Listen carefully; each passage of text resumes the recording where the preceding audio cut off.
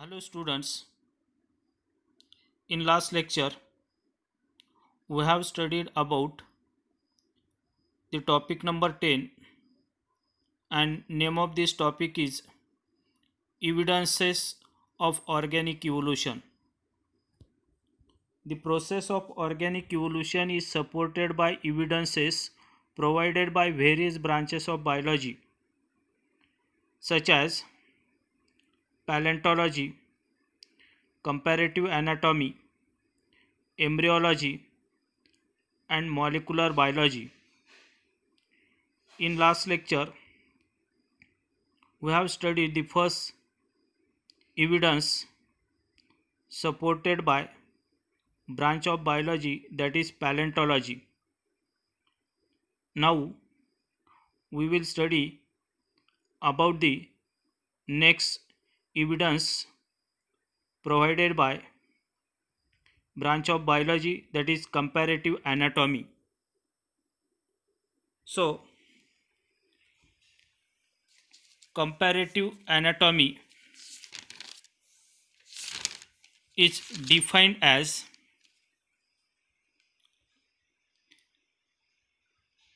the branch of biology which deals with study of internal structure, while morphology is deals with study of external structure. Listen carefully. We are going to learn about the morphology, that is the other evidence of organic evolution. Morphology deals with study of external structure while anatomy deals with study of internal structure. When the structure of different groups of organisms are studied in comparative manner, it is observed that they show similarities and it indicating common origin. ज्यावेळेस वेगवेगळ्या ग्रुपमधील प्राण्यांचा तुलनात्मक anatomy आणि तुलनात्मक morphology यांचा अभ्यास केला जातो आणि त्यावरून त्या प्राण्यांमध्ये, त्या वेगवेगळ्या ग्रुपमधल्या प्राण्यांमध्ये काही साम्यता दिसून येते and that indicates common origin. त्यावरून असं लक्षात येतं की दे show similarities and it indicating common origin, that is the evidence for evolution. From the comparative study of morphology and anatomy, we can understand the evolutionary aspects. The evolutionary aspect from the comparative anatomy and morphology are in the form of homologous organs, analogous organs and vestigial organs. So firstly I am going to explain the homologous organs. Homologous organs are defined as those organs which are structurally similar but functionally dissimilar. This phenomenon is known as homology. Homologous organs म्हणजे जे अवयव रचनात्मकदृष्ट्या सारखे असतात परंतु functionally कार्यात्मक दृष्टीने ते dissimilar म्हणजेच वेगवेगळे असतात, त्यांच्यामध्ये भिन्नता असते. रचनात्मकदृष्ट्या सारख्या असणाऱ्या आणि कार्यात्मकदृष्ट्या भिन्न असणाऱ्या अवयवांना होमोलॉगस ऑर्गन्स असं म्हटलं जातं आणि this phenomenon is known as homology. For example, forelimbs of vertebrates. The forelimbs of vertebrates shown in figure. So observe the figure and listen carefully. Forelimbs of vertebrates such as lizard, bird, bat, horse and whale, all of them have humerus radius, ulna, carpals, metacarpals, and phalanges in their forelimbs. So, forelimbs of these vertebrate are structurally similar but perform or carried out different functions. Hence, these forelimbs of different vertebrate which are structurally similar but different, functionally dissimilar, they are the homologous organs. In all these cases, morphologically the forelimbs are similar in construction but dissimilar in functions. Like in frogs, the forelimbs are useful for hopping. In lizard, the forelimbs are useful for crawling, and in birds and bats, useful for the flying. In whale, the forelimbs are useful for swimming, and in man, the forelimbs are useful for gripping the objects. So, the forelimbs of different vertebrates used to carry out different function, but they are structurally similar. In all these cases, morphologically, the forelimbs are similar in construction but dissimilar in function. पृष्ठवंशीय प्राण्यांचे forelimbs म्हणजेच पुढच्या पायांची जोडी रचनात्मकदृष्ट्या सारखी असते, परंतु कार्यात्मकदृष्ट्या भिन्न असते. कार्य प्रत्येकाचं फोरलिम्सचं वेगवेगळं असतं. जसं फ्रॉगमध्ये फोरलिम्स हॉपिंगसाठी, जम्पिंग पर्पजसाठी, उड्या मारण्यासाठी उपयोगात येतो. लिझार्डमध्ये क्रॉलिंगसाठी म्हणजे सरपटण्यासाठी, बर्ड्समध्ये आणि बॅट्समध्ये फोरलिम्स फ्लाईंग पर्पजसाठी उपयोगात येतो, आणि व्हेल माशामध्ये स्विमिंगसाठी, आणि मानवामध्ये फोरलिम्सचा वापर हा ग्रिपिंगसाठी होत असतो. अशा पद्धतीने forelimbs of all vertebrates are carried out different function but structurally they are similar.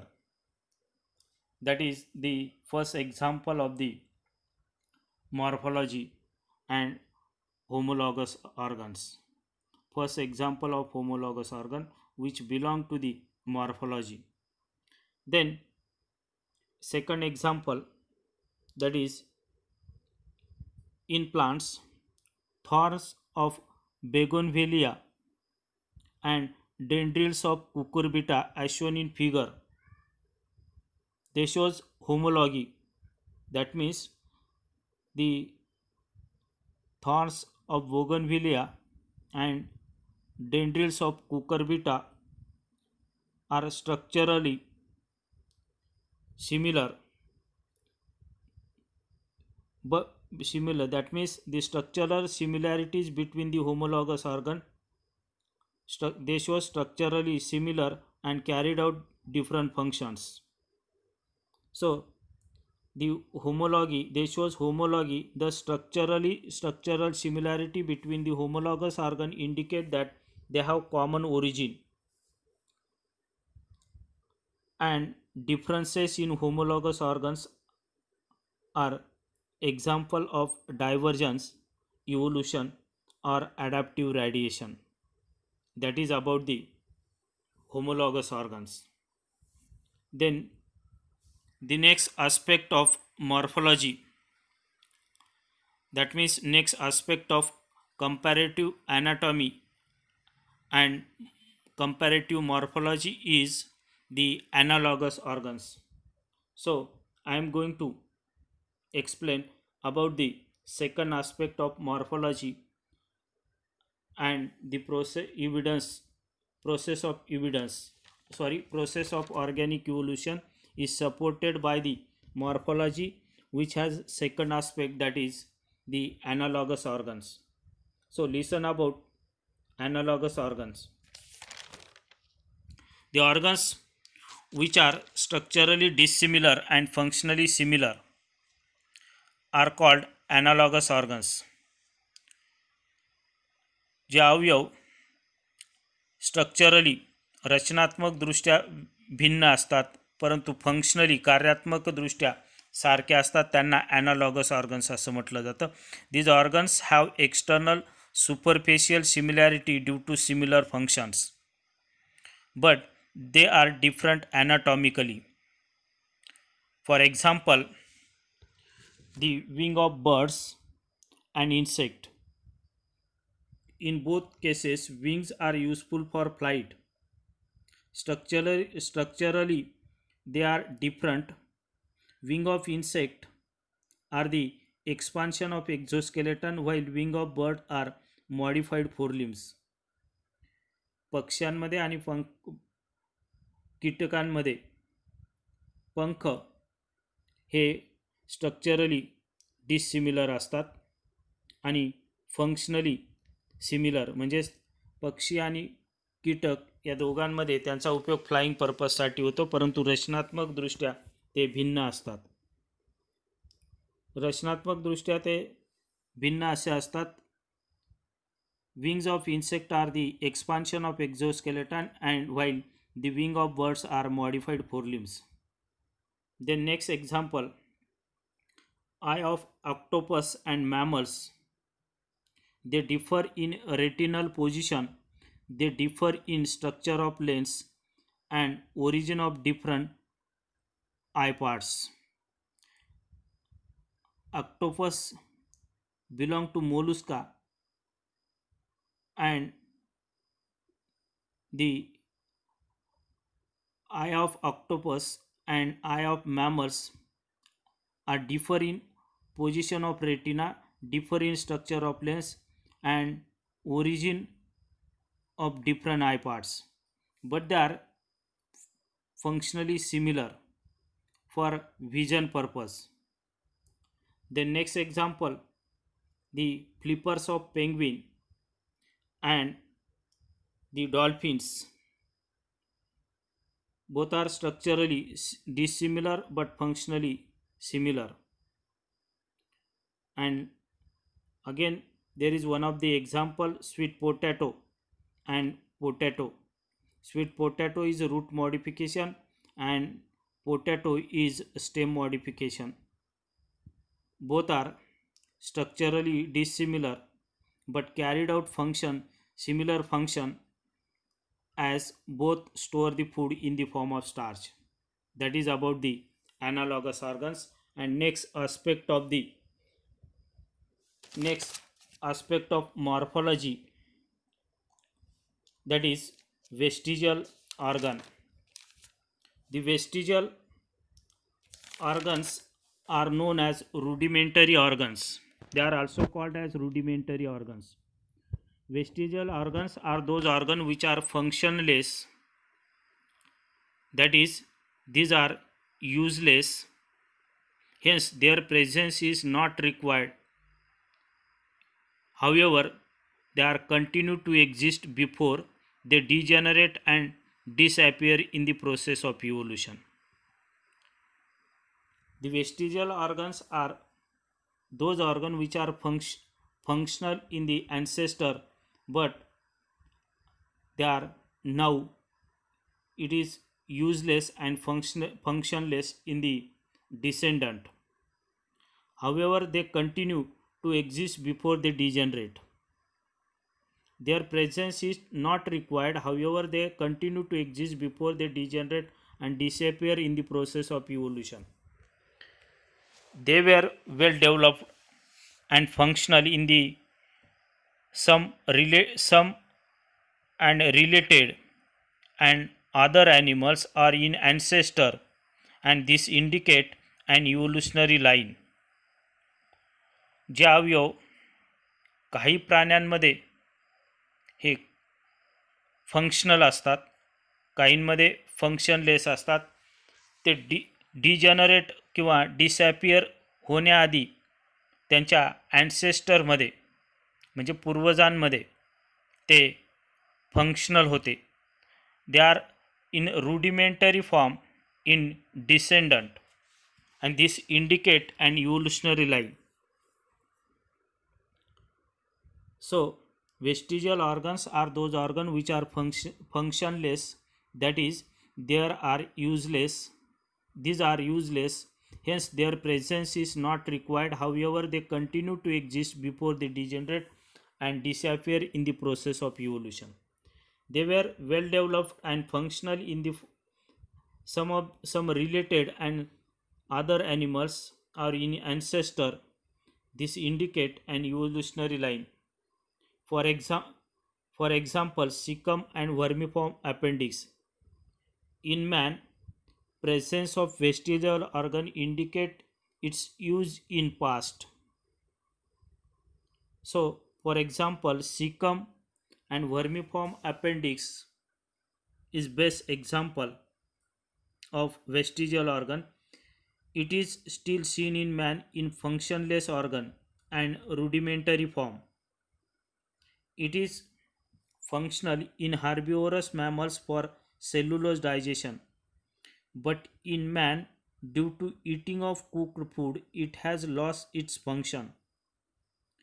Sikkim आणि वर्मिफॉर्म अपेंडिक्स हा आतड्याचा एक पार्ट हा पूर्वी मानवामध्ये आदिमानवामध्ये फंक्शनल अवयव होता.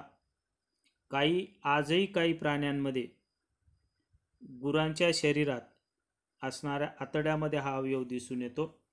It is functional in herbivorous mammals. या अवयवाचा उपयोग होतो सेल्युलोज डायजेशन घडून आणणे.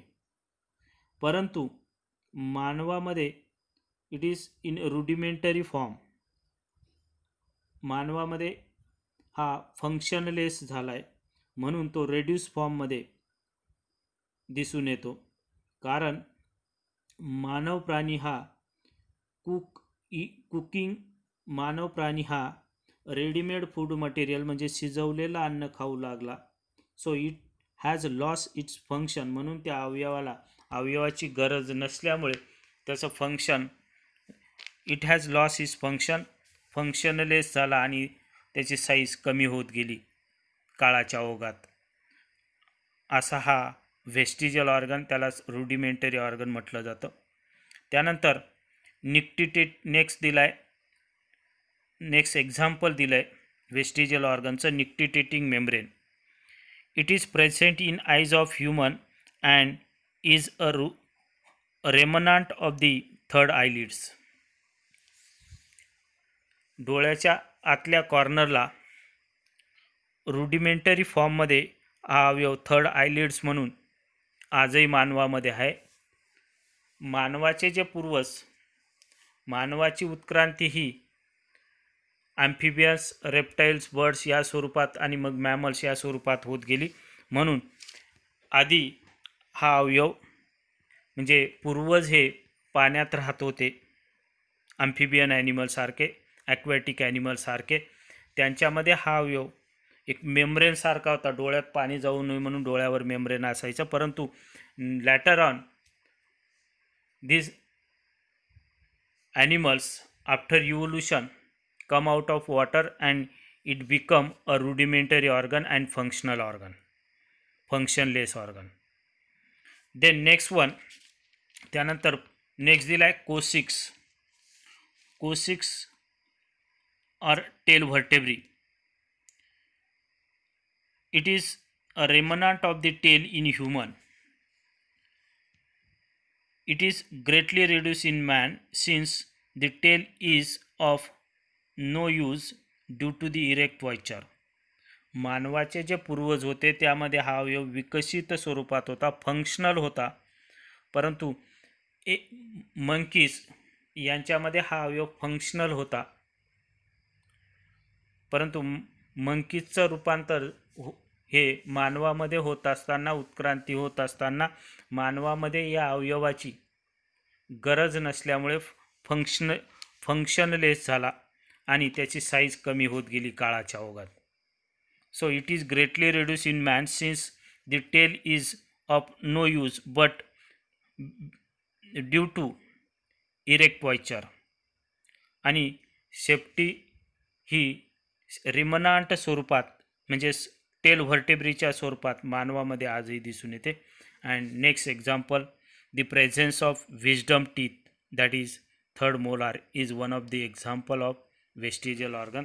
That is about the the morphology, that means comparative anatomy and morphology, also provide evidence for organic evolution. The remaining topic we will see in next lecture. Thank you.